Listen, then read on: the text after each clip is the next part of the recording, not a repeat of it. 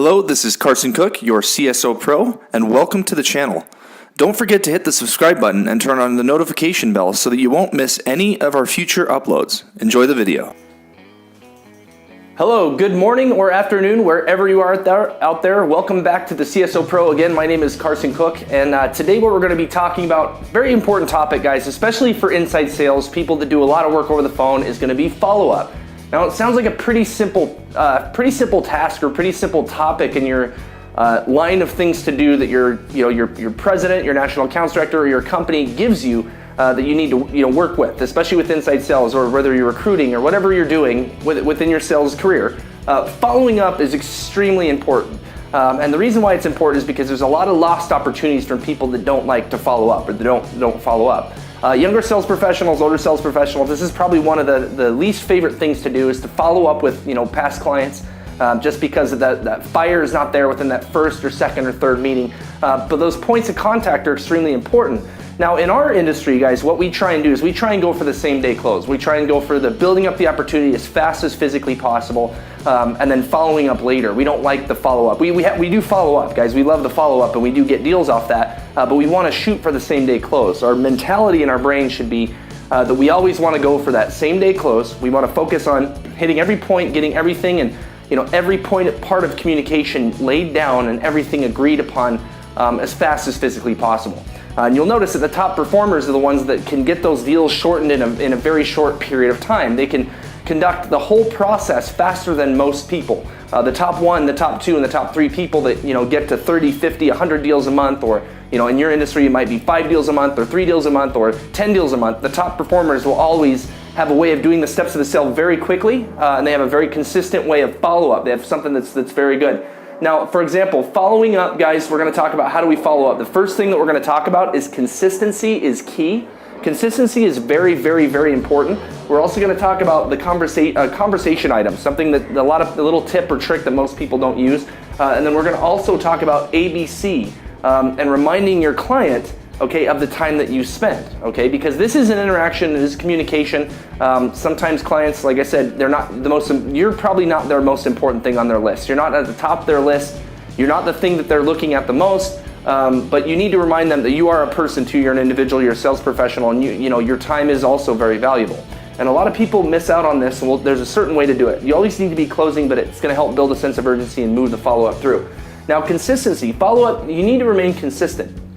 Now, what that is that's like touch basis points.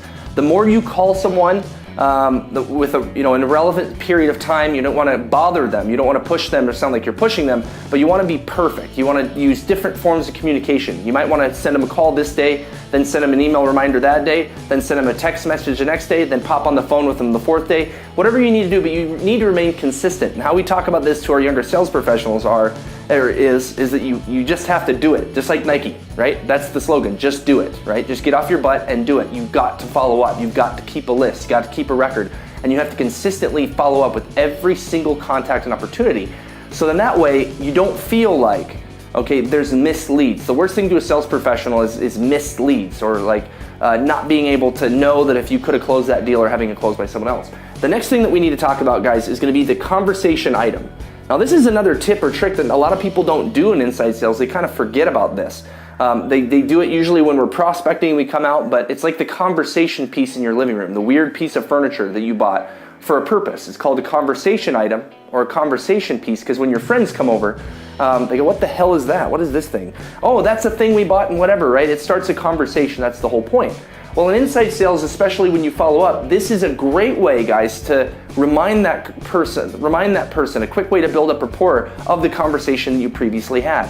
So whatever you can find, whatever information about that business you can find online, whatever personal information you can find out about that client when they come on your lot, or the executive that you're talking with, or the board of directors, you need one sort of personal item conversation piece that you can throw out there, in that next follow-up call, that's going to get the conversation started. It's going to get it rolling. Say, hey, I remember, I read online on Yelp that you guys have the best pizza in town.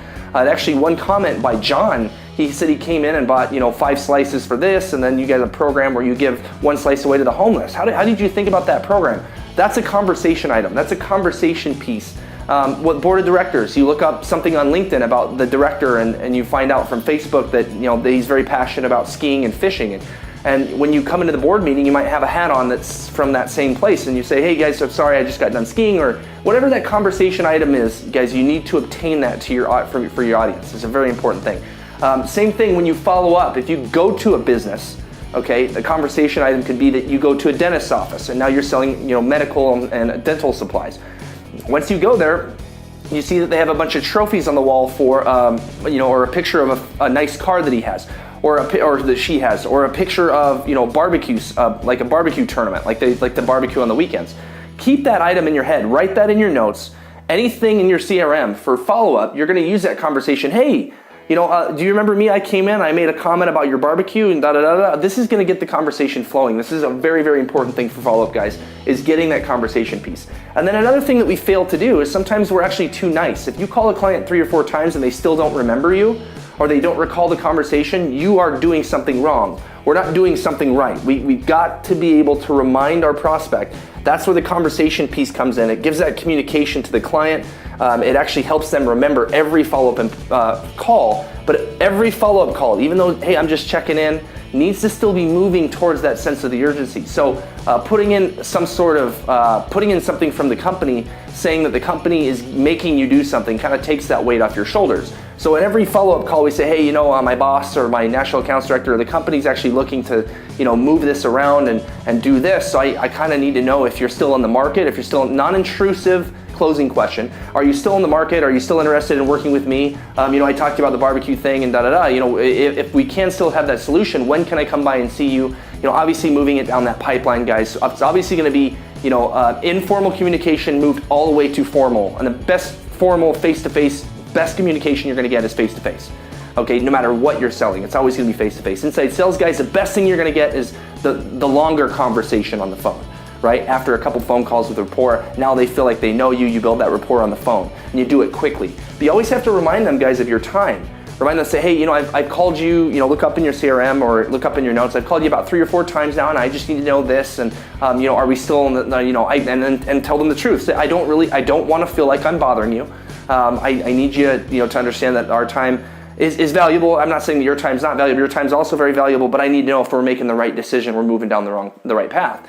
Okay, and then what's going to happen is if you get a definite no, you might still put them in your leads list. You might call them 6 months from now, even if it's a short-term sale.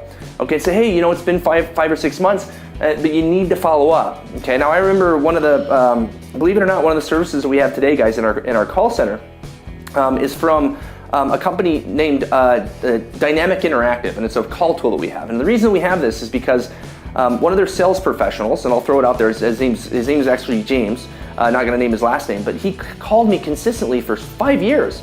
He called me when I worked for a company, and then we decided to work and start this company and kind of move out and branch and start these different offices. We needed a tool like this, but he would check in with me every 6 months. Now at that point, I didn't even need this product. It wasn't even clear, but he was one of the best follow-up performers that I have ever met in my life. So you can see that you need to always remind them if you're on the right process and always continue to follow up. These are going to be some tips, guys, when you're working throughout your CRM, you're working through your notes, that's going to effectively get you in front of more people, start more conversations, and get deals closed faster. The whole goal in sales, guys, is it's time. Time is your money. You need to make sure you're closing deals faster. If you're closing 10 deals a month, how do I close 30? Okay, if I can get through a deal within 2 hours and get it signed, how can I bring it down to 1 hour? Shit, how can I bring it down to 45 minutes? Why? Because then I can spend the next 15 minutes added onto my prospecting time, my follow-up phone calls. Okay, but we just gotta remain consistent, guys, with follow-up. You got to do it.